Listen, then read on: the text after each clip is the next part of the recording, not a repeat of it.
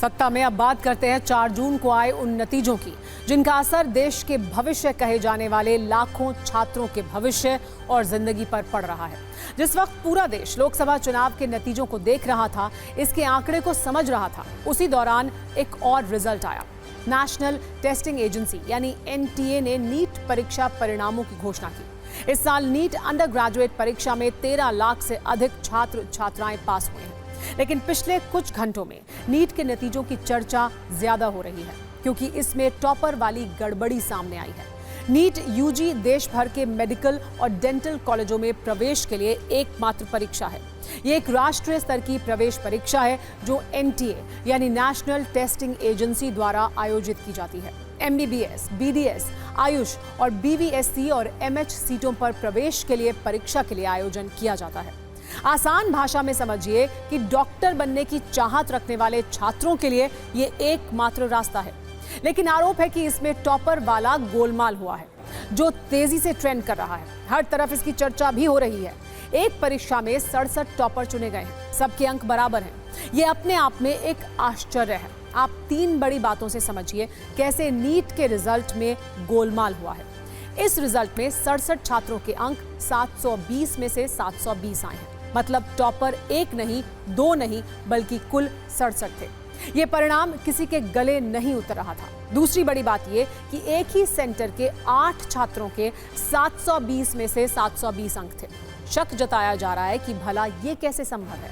तीसरी बड़ी बात यह है कि कुछ छात्रों को 720 में से 718 अंक और कुछ को 720 में से 719 अंक मिले, जो अपने आप में गंभीर सवाल है। दरअसल इस परीक्षा में एक प्रश्न 4 अंक का होता है। गलत उत्तर देने पर 1 नंबर कटता है। मान लीजिए किसी छात्र ने एक प्रश्न का गलत जवाब दिया तो उसके 716 नंबर आ सकते हैं। माइनस मार्किंग की वजह से 1 नंबर और कट सकता है और 715 अंक मिल सकते हैं। लेकिन सवाल ये उठाया जा रहा है कि 718 और 719 नंबर कैसे मिले। हालांकि नीट ग्रेस नंबर वाली दलील दे रहा है, लेकिन ये किसी के गले नहीं उतर रही।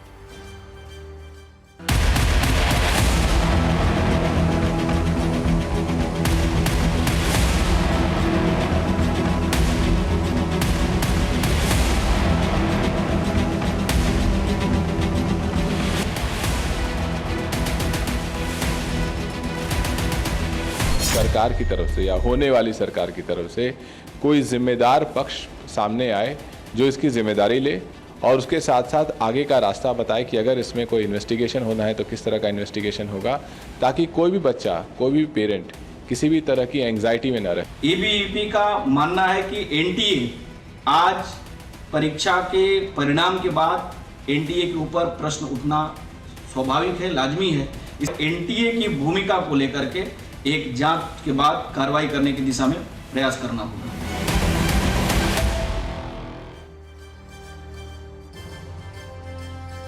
नीट परीक्षा 5 मई को हुई थी। लगभग 24 लाख छात्र इस परीक्षा में शामिल हुए थे। इसमें पेपर लीक की खबर भी सामने आई थी। मतलब परीक्षा से लेकर परीक्षा परिणाम तक छात्रों का भविष्य अधर में लटका रहा। तो सवाल है कि क्या छात्रों की मेहनत, उनके सपने, उनकी उम्मीदें, सब कुछ परीक्षा घोटालों की भेंट चढ़ चुका है? आखिर कब तक इसी तरह छात्रों के सपनों से खिलवाड़ होता रहेगा? इन छात्रों को जवाब कौन देगा? इनकी मेहनत का हिसाब कौन देगा? हालांकि विरोध और सवालों के बाद एनटीए ने सफाई दी है।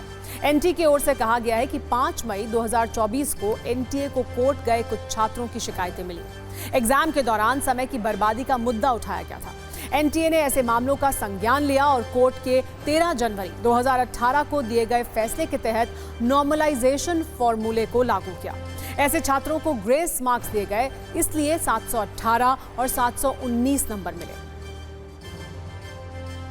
ये कोई सामान्य परीक्षा नहीं होती है। छात्र अपनी जिंदगी की सारी पूंजी इसमें निवेश कर देते हैं। जब परिणाम उनके अनुरूप नहीं आता है तो वो मानसिक तनाव में आते हैं और इसका अंजाम कितना खतरनाक होता है ये राजस्थान के कोटा में देखने को मिला, जब एमपी के रीवा की रहने वाली एक छात्रा ने खुदकुशी कर ली। बताया जा रहा है नीट की परीक्षा के रिजल्ट के बाद से वो तनाव में चल रही थी। 9वीं मंजिल से कूदकर उसने अपनी जान दे दी। ये खबर, ये तस्वीर आज परीक्षा में गोलमाल करने वालों को देखनी चाहिए और सोचना चाहिए कि नंबर घोटाला कितना बड़ा अपराध है।